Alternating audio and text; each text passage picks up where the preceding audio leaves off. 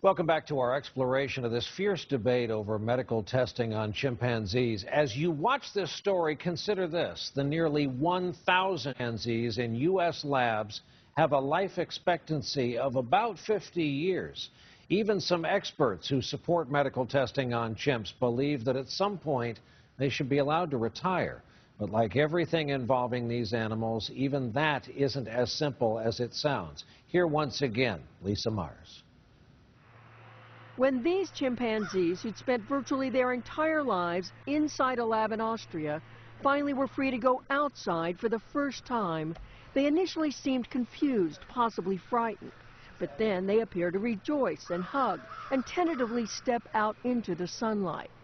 It was a poignant reminder of how much some chimpanzees have been through in the name of science, and a triumph for Jane Goodall, who worked tirelessly to free them. For those chimpanzees who've been shut indoors all those years, and then suddenly to come out, I'm free, I can feel the grass under my feet, the sun up there. It was just so moving. Goodall wants to see the hundreds of chimps living at research labs in the U.S. also walk into the relative freedom of a sanctuary. The tragedy is that some of the chimps in the labs know nothing else. They have never tasted any kind of freedom in their lives.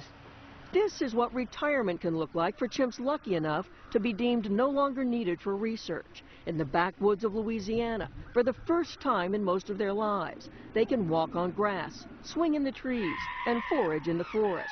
Most have never seen the sky without bars overhead until they came here. Everything revolves around the welfare of the chimpanzees. That's a very different mission than a research laboratory, whose mission is to do research. They donated this. Dr. Linda Brent was a behaviorist at Texas Biomedical Research Institute for 16 years. She left to start the first national sanctuary, partly funded by the government, named Chimp Haven. Did seeing chimps in a laboratory setting take a personal toll on you? All the years I spent with chimpanzees in the laboratory touched my heart so deeply. I would have never started Chimp Haven.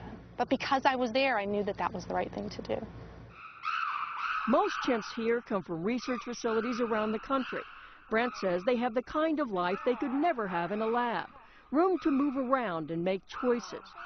Most groups spend their days in open courtyards and rotate their time through the forest. If Ken and Rosie were retired, they'd live here in large enclosures with other infected chimps. Brent plans to build open spaces for them, too, as soon as she finds the money. Hi, Paul. How are you doing? Chimp Haven replicates behaviors in the wild through activities like fake termite mounds, where chimps use sticks to dig out honey. They also engage them in some unexpected ways, like giving the chimps children's books. They like to look at the pictures. We met some of the chimps at mealtime. In the morning, it's very exciting around here. You know, the chimpanzees are noisy beasts. Grandma is 58 and the matriarch. Henry's the mayor, at his post overseeing the compound. Hamlet likes to act out. And Queenie, well, she lives up to her name. So Queenie now has 5. Yeah, she has plenty of food. Years after coming here, Brent says a few chimps still exhibit symptoms of stress from their time in the labs. Midget rocks.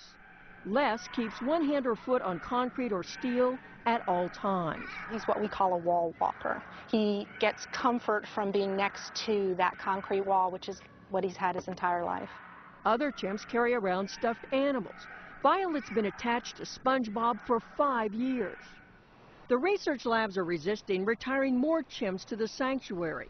Dr. Vandenberg argues they got their lives in the labs because they may be needed in the future. I think of the chimpanzees in the same way that I think of a library.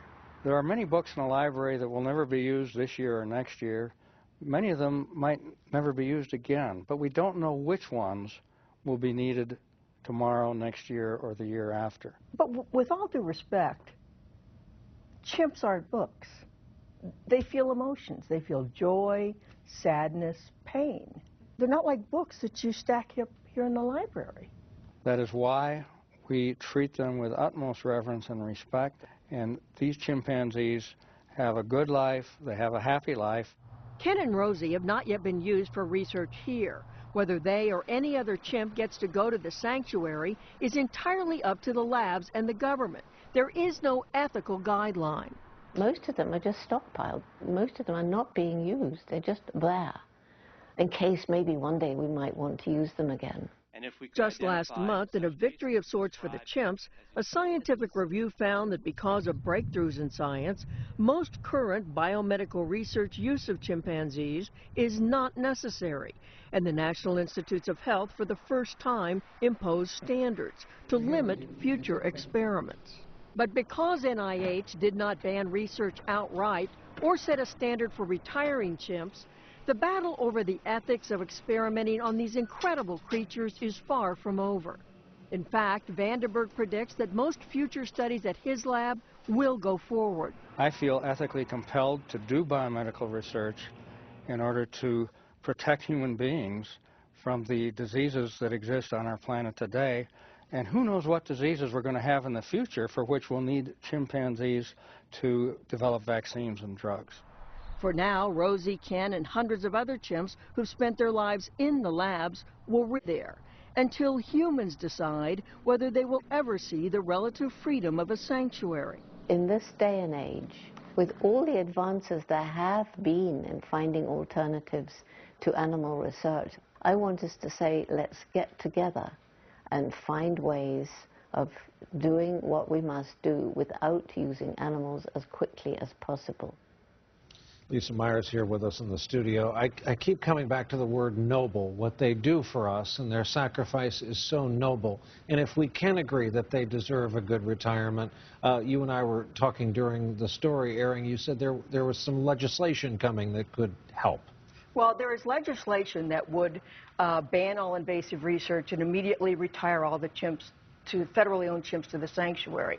If viewers want to have an impact, they can weigh in pro or con, whether they think that's a good idea. The other thing, the one thing on which there is agreement in this debate, is that we have a moral obligation to provide top quality care for these chimps once they're retired from research. And the federal government provides 75% of the money to care for the chimps at Chimp Haven. They need to get the rest of the money from private donations. I know this was quite a life event being on this shoot. Lisa Myers, thank you for your reporting tonight. As we said, an emotional topic, and if you have an opinion you want to share, you can weigh in at Rock Center NBC.